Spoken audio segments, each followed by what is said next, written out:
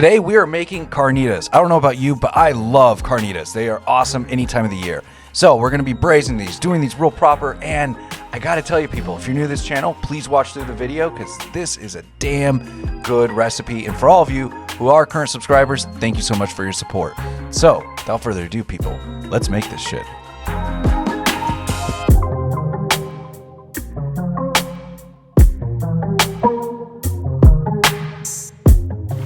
Today I'm going to be making carnitas, and carnitas are honestly, I'm telling you right now, amazing. If you have a carnitas, I feel really bad for you. I do. I feel bad. I think you got to make them. And if it's against your diet, if your doctor says you can have it, go for it. You got to break your diet sometimes. These are going to be intensely crispy. They're going to be juicy from all the lard that we cook them in as they braise.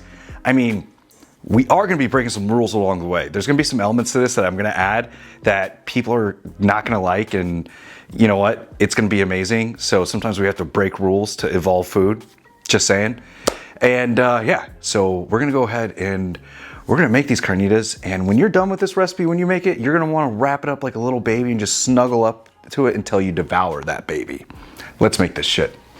Okay, so we're going to go ahead and start off with the Salsa Verde, which is going to be a bunch of tomatillos, jalapeños, chile de árbol, poblano, and a white onion. That's going to go into the oven on broil. While that's going on, we're going to go ahead and start prepping our meat. This is around 20-something pounds of pork butt. I'm going to have the full recipe and everything down below in the description.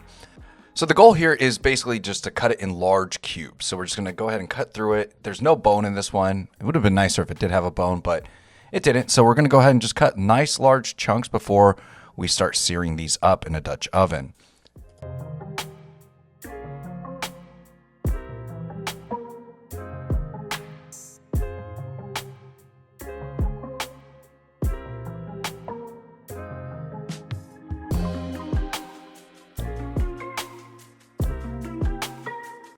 All right, and into a Dutch oven, I'm going to go ahead and drop in some avocado oil. And then now at this point, our chilies and everything, our tomatillos, they're getting nice and roasted. So we're going to give everything a nice flip. We're going to take out the chile de árbol so they don't go ahead and burn too much, you know. But yeah, everything gets flipped so we can get a nice browning on all sides.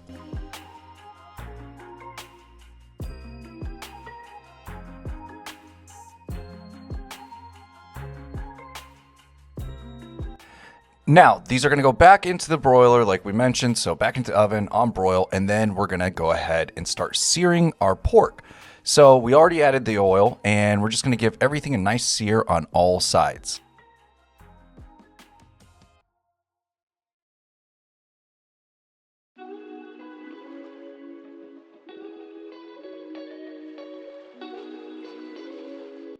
To avoid overcrowding the Dutch oven, go ahead and work this in batches and then pull each piece that's done searing on all sides and just set it aside for later on when we start doing the braising process.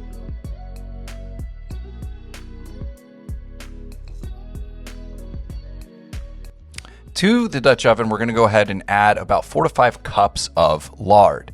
Lard is really essential when you're making carnitas. It'll get them really juicy. And we're going to throw those pieces back in, pork for that matter, back into the Dutch oven to start cooking in that lard for a little bit right before we do the full braising process.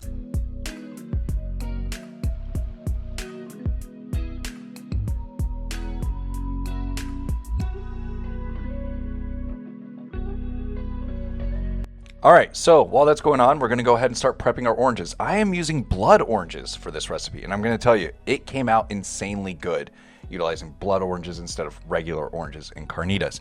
So while our pork is going ahead and getting heated up in there, it's sizzling in that nice fat, rendering down, I'm going to go ahead and turn down the heat and add in a can of beer. I'm using Corona. You can use whatever kind of beer you want.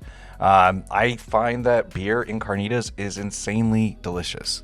Then I've got a ton of garlic here that I'm just going to drop in. So about, you can do 12 cloves. And then a whole white onion cut up, dropped in, and then all of our blood oranges. Squeeze them before you add them. I'm using quite a bit of blood oranges in this recipe. I would have to say I ended up using about 3 max.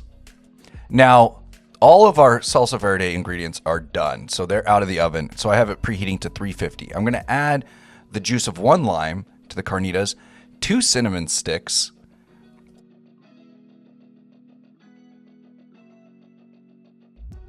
Then 2 to 4 bay leaves and a tablespoon of Mexican oregano as well.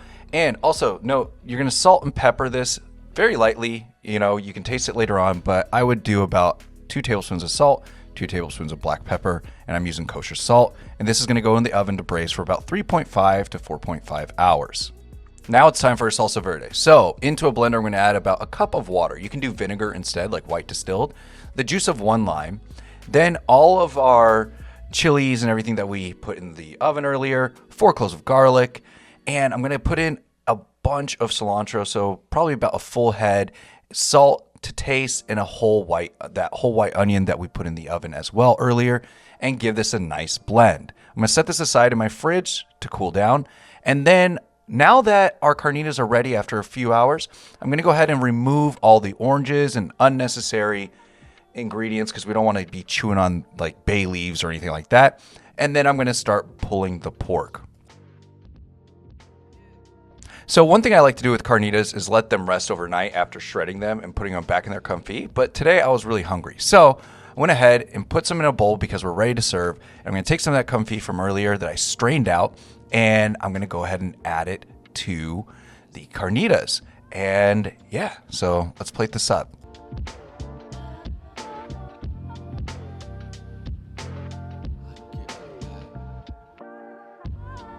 So I'm gonna go ahead and assemble 3 tacos here, and then I'm gonna go ahead and top them off with some white onion diced up and some cilantro, as well as our salsa verde from earlier. I'm gonna add some of that crema that I made in my prior video, in my Navajo tacos video, a little cotija cheese, and we are ready to eat.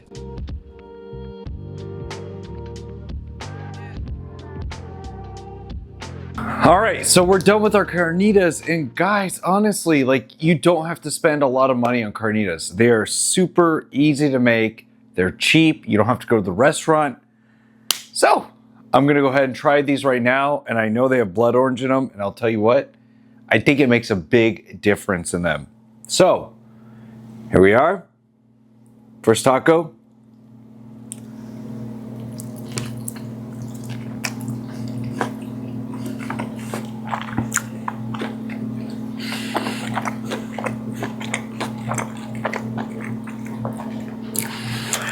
That is insanely good.